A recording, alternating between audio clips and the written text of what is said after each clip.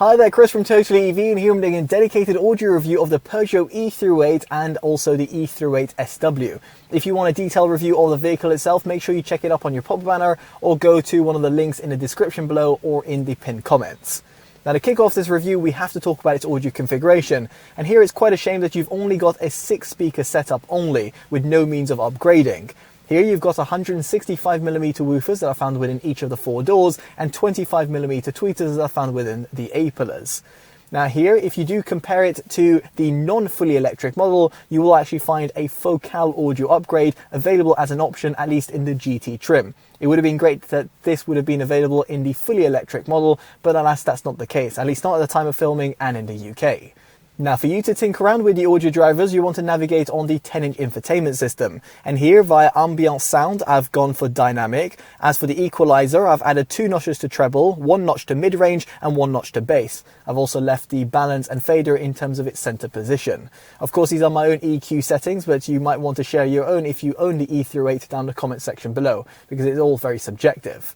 Now, for you to connect up to the infotainment system, you have got Android Auto and Apple CarPlay, which are supported over a wide and wireless transmission, which is very much appreciated. Better still, you've got the ability to plug in your smartphone via the USB Type-C port that is found towards the front of the center console. This will result in the best sort of audio fidelity. And in case you're wondering, you do have Bluetooth as well, but the lowest quality SBC codec is supported, so therefore you'll only want to use it sparingly because you'll get a degraded audio transmission. Next up, let's talk about cabin noise, and here the objective measurements that were taken using a sound meter will be on your screen.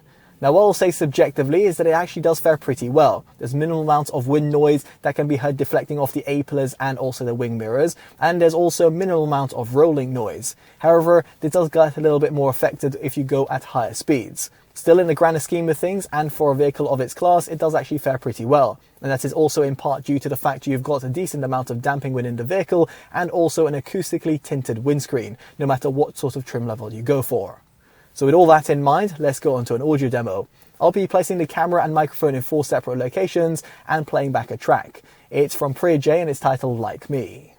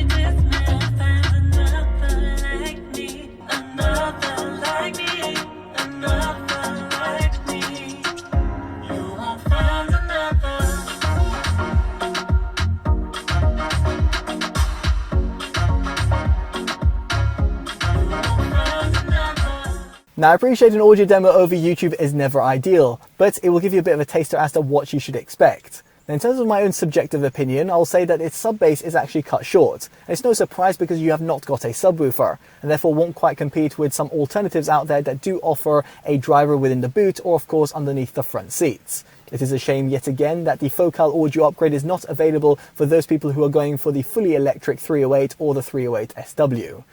Now, nonetheless, the overall mid-bass impact is actually pretty good. You have got good sort of impact at the front and at the rear of the cabin due to the fact that you've got those 165mm woofers. You can, of course, adjust that via the infotainment system depending on the music taste that you actually have. However, in terms of the overall quality, it's not quite there with some of the more expensive audio systems out there on the market. Still, it will suffice for most consumers, so I've not got any major complaints. However, when it comes to the overall mid-range, it is a little bit pushed back. Both in terms of male and female vocals and in terms of the upper and lower mids, it just won't quite compete with some of the more expensive audio systems out there on the market, let alone those that actually provide an audio upgrade. In this respect, you should accept a little bit of a V-shaped sound signature and one that's a little bit warm.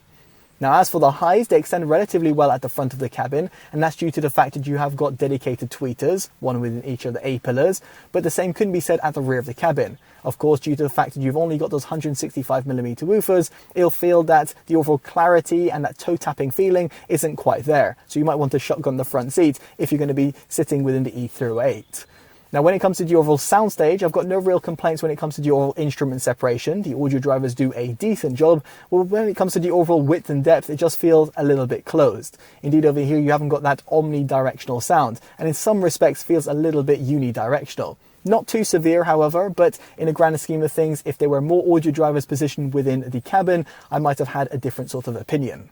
Now, ultimately, what I'm trying to say over here is that the audio system that's comprised and standard within the Peugeot e-308 and the e-308 SW will suffice for most consumers, and therefore gets my approved audio award. However, it is worth considering that it would have been better if there was a focal audio upgrade for those people who have the fully electric e-308 or the e-308 SW. And in this respect, if you do look at some of its competitors which offer a phenomenal audio experience, then you might want to actually consider the alternatives instead, at least if you are a serious audiophile. Now, I'd be curious to know what you make of the e-308 or the e-308 SW's audio system down in the comment section below. And of course, if you enjoyed this independent detailed review, definitely do consider dropping a like, subscribing and hitting that bell notification, all of which would be greatly appreciated. As such, I've been Chris from TotallyEV, and I hope to see you in the next one. Take care of yourselves, and goodbye.